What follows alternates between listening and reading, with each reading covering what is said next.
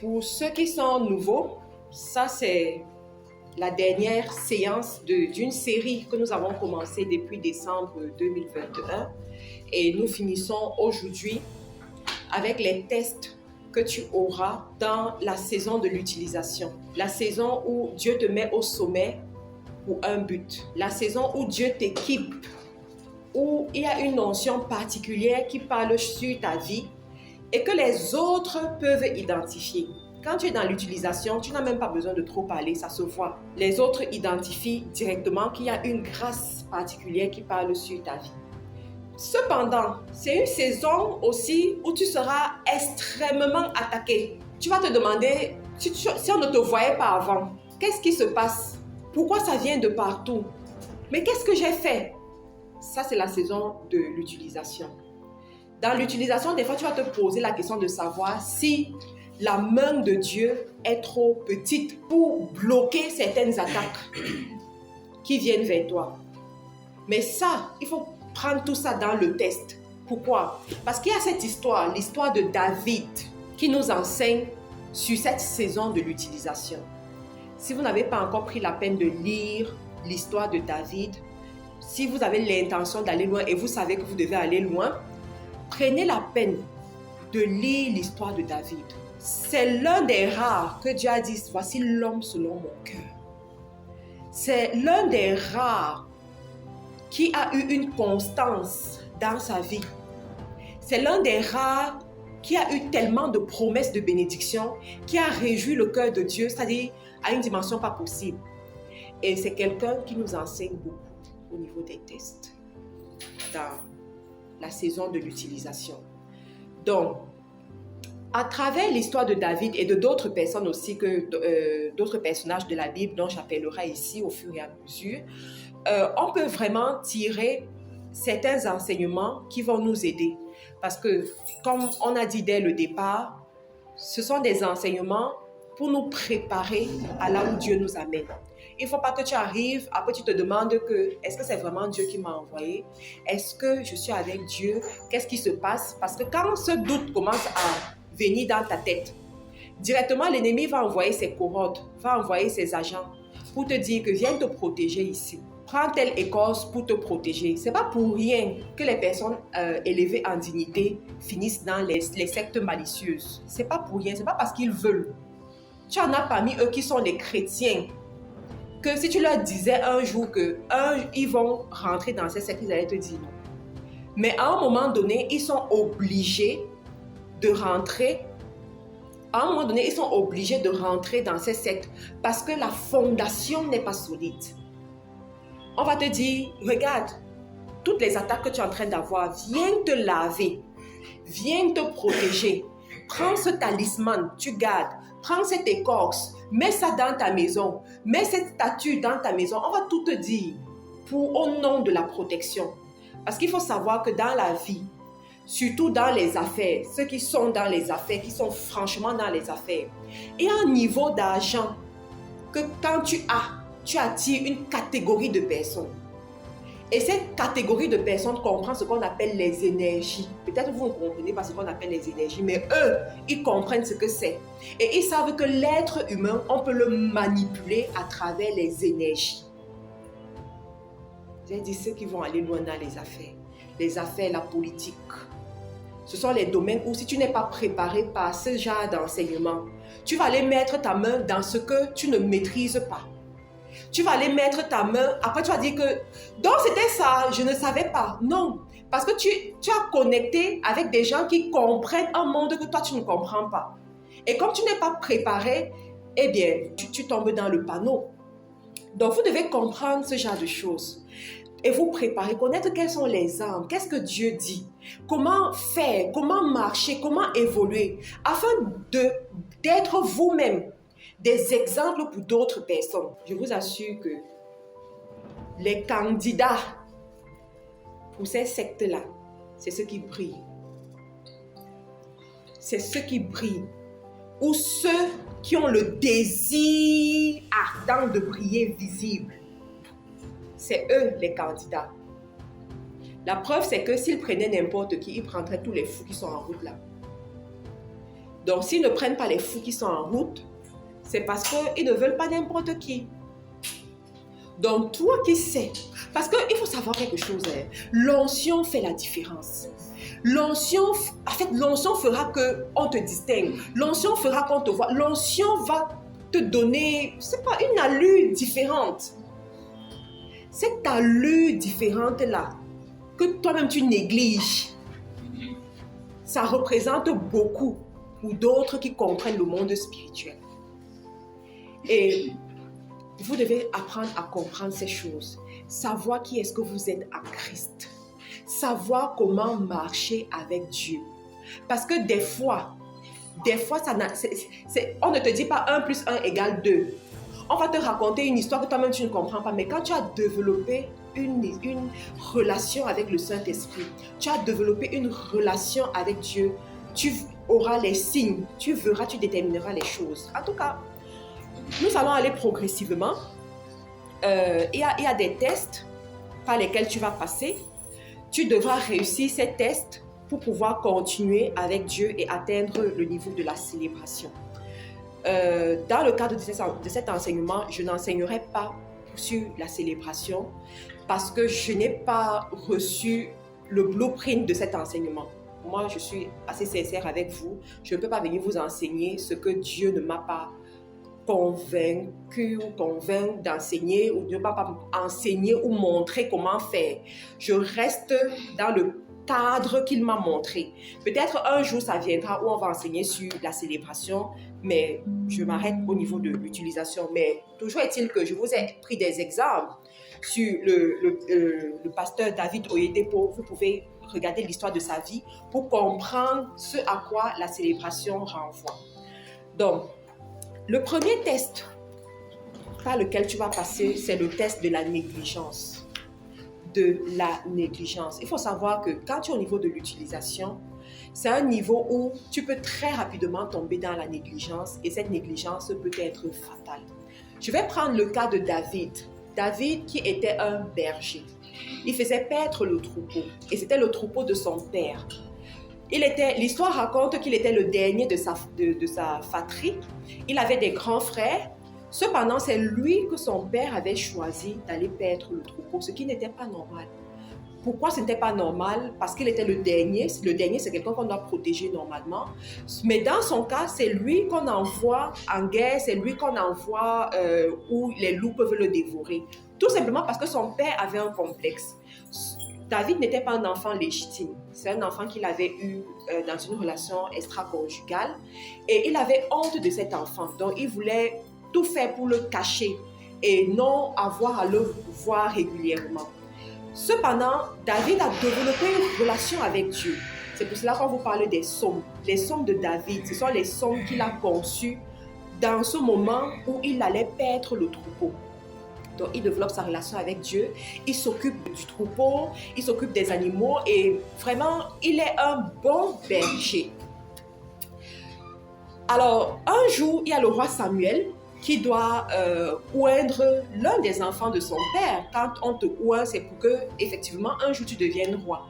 Donc, lorsque la sélection se passe, le père prépare tous les autres, les aînés, et pense que c'est effectivement parmi les aînés qu'on va choisir.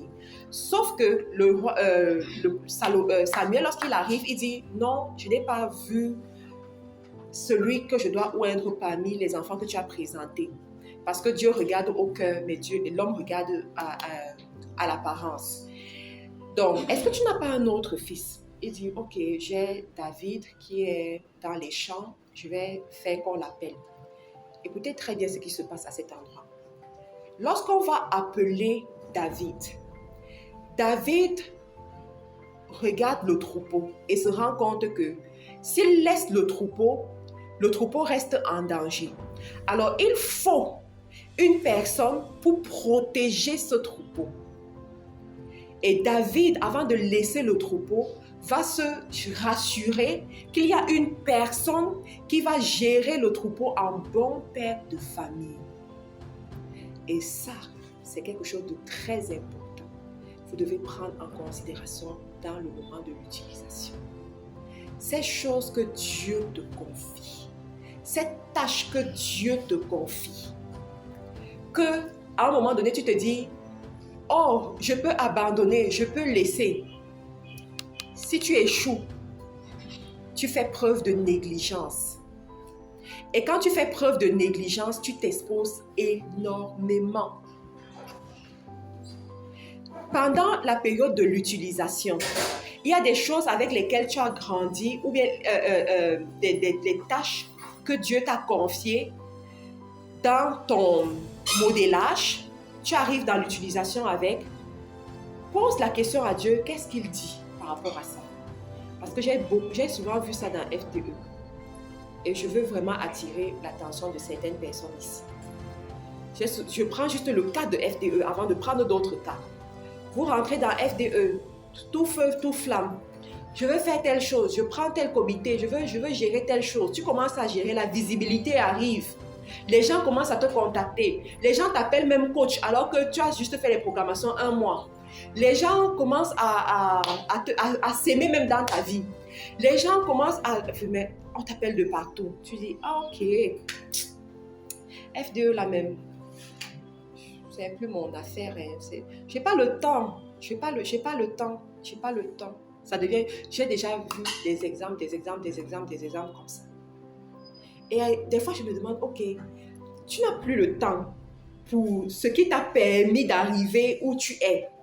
Est-ce que tu as le temps pour autre chose qui te permet de servir Dieu? Parce qu'il faut savoir, lorsque c'est Dieu qui t'élève, tu dois lui rester fidèle.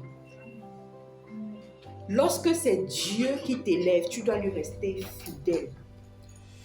L'histoire de David nous enseigne ça. Je vais vous expliquer ça étape par étape, vous allez comprendre. Si David n'avait pas été jugé fidèle à bien d'endroits, David n'allait jamais être appelé l'homme selon le cœur de Dieu. Il n'allait pas voir sa descendance prendre le royaume et prospérer comme ils ont prospéré. L'onction de David, c'est une très grande onction dans le monde spirituel. Mais ce n'est pas juste une onction comme ça. David a su entretenir son onction. Le test de la négligence, c'est un test qui va se présenter devant nous tous, chaque jour. Tu arrives dans une entreprise, on te confie une tâche. Tu te rends compte que, ok, on te respecte déjà, on te fait confiance, mais tu négliges la tâche qu'on t'a donnée, la tâche qui a même fait que tu sois digne de confiance. Ça, c'est la négligence. Et une personne qui est appelée à aller à la dimension de la célébration doit savoir dompter le défaut de négligence. Parce qu'une personne qui n'est pas négligente, c'est une personne qui est constante dans son engagement. C'est une personne qui est fidèle dans les petites choses comme dans les grandes. C'est une personne qui est responsable. C'est une personne travailleuse. Et ça, ce sont les compétences que vous devez apprendre à développer. Une personne qui se lance dans la négligence, c'est une personne qui va être attirée par le bling-bling. Et c'est ce genre de personne qui est la cible des sectes pernicieuses là-dedans. Parce que tu vois ce qui brille, tu ne comprends pas ce qui est derrière, tu abandonnes ce que tu avais pour poursuivre ce qui brille. Tu lâches tout. Tu lâches tout pour poursuivre ce qui brille. J'ai vu des femmes abandonner leur mariage pour poursuivre le bling-bling à l'étranger.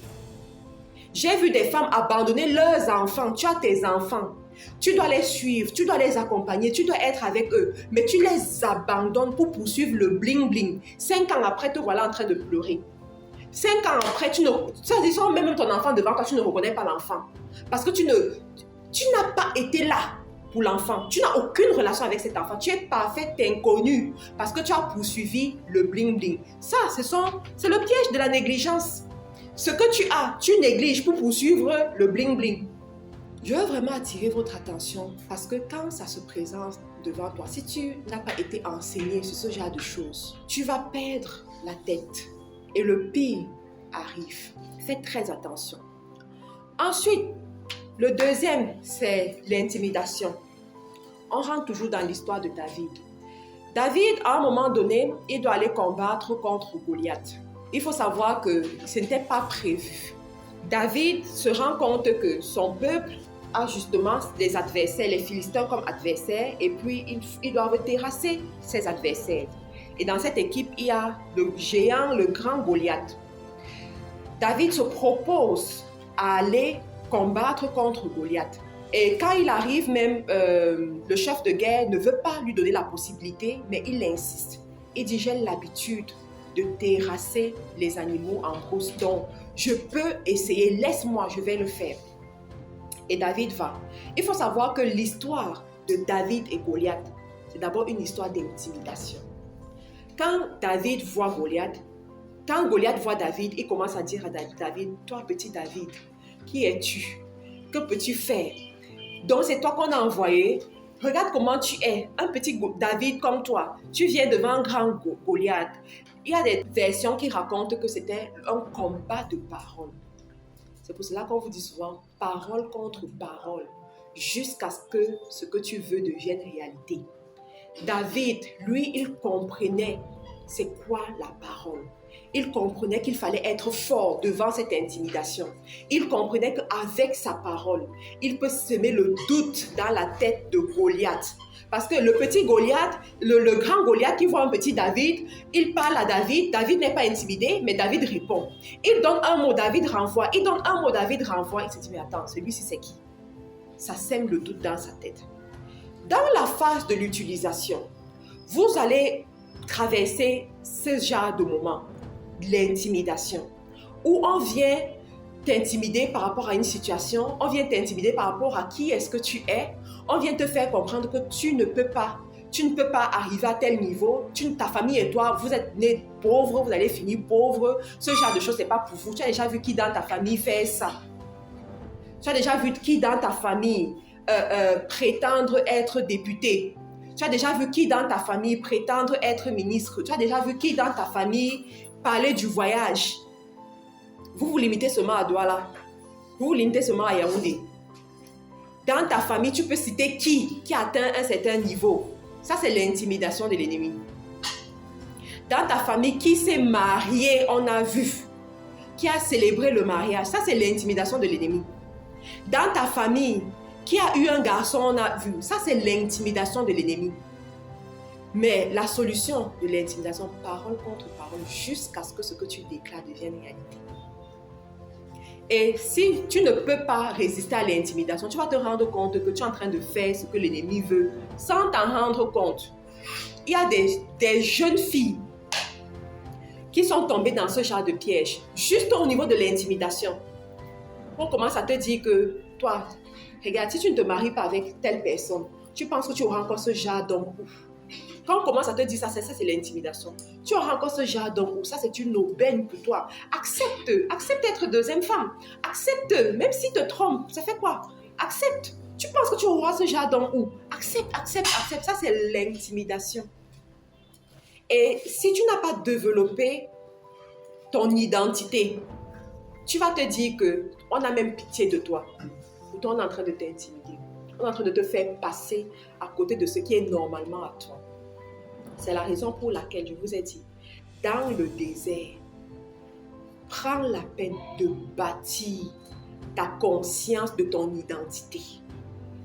Si tu n'as pas dompté la conscience de qui est-ce que tu es en Christ, tu vas tomber dans ces pièges-là rapidement, en un quart d'heure. L'intimidation. Ensuite, troisième, la haine. Pour la haine, on va prendre le cas de Joseph.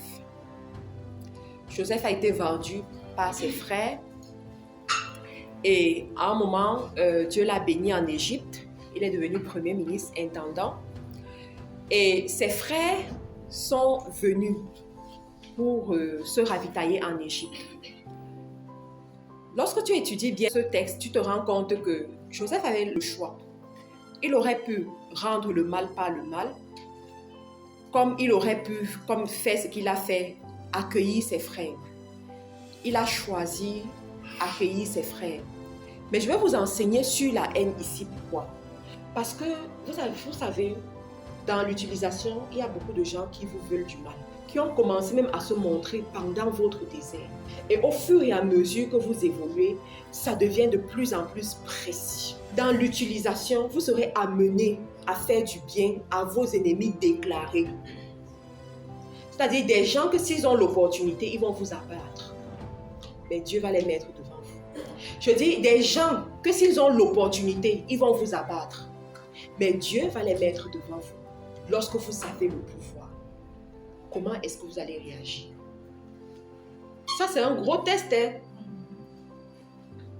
Ça, c'est un puissant test. Ces gens qui t'ont jeté des pierres, ces gens qui t'ont malmené, cette marade qui te tapait chaque jour, qui te faisait dormir affamé, qui te faisait marcher des kilomètres à pied. Aujourd'hui, tu deviens la femme du Premier ministre. Aujourd'hui, Dieu t'élève en dignité. Cette même femme est en train de souffrir. Qu'est-ce que tu vas faire? L'enfant de cette femme a besoin d'un complément de 200 000 pour payer ses études. Qu'est-ce que tu vas faire? À ce moment, tu as toutes ces émotions qui reviennent. C'est cette femme qui m'a fait souffrir. C'est cette femme qui m'insultait. C'est cette femme qui disait que je ne serais jamais rien. C'est cette femme qui disait que je suis orpheline. C'est cette femme qui disait que c'est cette femme qui... Ça, c'est un test. Et si tu échoues ce test, tu ne peux pas aller loin avec Dieu. Parce que le peuple de Dieu est rempli des bons et des méchants. La Bible dit, il pleut sur le toit des bons et des méchants. La pluie, qui est signe de bénédiction, tombe sur le toit des bons et des méchants. Mais la haine, c'est quelque chose que lorsque ça envahit ton cœur, si tu n'as pas beaucoup d'amour pour Dieu, tu vas laisser la haine remplir ton cœur. Parce que très souvent, les gens qui ont la haine dans leur cœur ont des raisons pour justifier cette haine. Ils peuvent t'expliquer pourquoi est-ce qu'ils alimentent cette haine. Et ça aura du sens. Sauf que la haine est l'une des plus grandes choses pour tuer l'onction sur ta vie. L'onction que Dieu te donne pour délivrer, pour bénir, pour propulser. À cause de la haine, ça peut devenir un instrument de malédiction. Si Joseph n'avait pas dompté cette haine en lui, parce que la Bible nous explique que Joseph est allé pleurer. Il est allé pleurer, ça veut dire qu'à un moment donné, il y a eu un combat dans son cœur. À un moment donné, ça a été difficile pour lui. Il est allé pleurer et il est revenu dire, ok, allons-y. S'il n'avait pas dompté cette haine, imaginez ce qui se serait passé plus tard. Tout un peuple allait mourir. Tout un peuple, y compris ses parents. Donc, dans ce chemin, tu auras des tests comme ça devant toi. Et tiens-toi tranquille. Il y aura toujours une opportunité pour que les gens se lèvent contre toi. Mais Dieu, pour s'assurer que ton cœur reste intègre, va placer les mêmes personnes devant toi pour que tu les bénisses. Et tu dois le faire. Voulez-vous devenir un expert en community management et gagner votre vie grâce au digital? La MC International Business Academy, prestigieuse école des métiers du digital, vous ouvre ses portes en Côte d'Ivoire. En seulement 90 jours, maîtrisez l'art de la création du contenu, le fonctionnement des réseaux sociaux, la création et la gestion des communautés engagées en ligne, la publicité Facebook et plus encore. Si vous êtes employé en quête d'une seconde source de revenus, entrepreneur en ligne, étudiant, chômeur, ménagère, cette opportunité, c'est la vôtre. Venez découvrir comment gagner votre vie dignement grâce à votre téléphone et un ordinateur portable. Notre formation en community management, c'est une formation inspirée des standards internationaux. Des enseignants qualifiés et expérimentés, des salles de classe climatisées avec connexion Internet haut débit. Nous sommes disponibles en Côte d'Ivoire, Hongrie 9e tranche. Pour la prochaine rentrée, les présélections sont déjà en cours. Vite, décrochez votre place maintenant en nous contactant au 07 88 75 24 07 ou encore le 07 97 42 18 22. Faut dire que nous faisons partie de la première session ici en Côte d'Ivoire. Nous sommes des privilégiés, je peux le dire ainsi. j'ai entendu parler de cette formation, j'ai entendu parler de ce centre depuis le Bénin. Avant de venir au cours, j'étais sur le point d'aller faire des visuels, payer des gens pour pouvoir faire des visuels, à savoir des logos, des flyers, etc. Mais aujourd'hui, à 2 semaines de cours, j'ai dit à mon fournisseur, c'est pas la peine. MC International Business Academy, le digital c'est nous.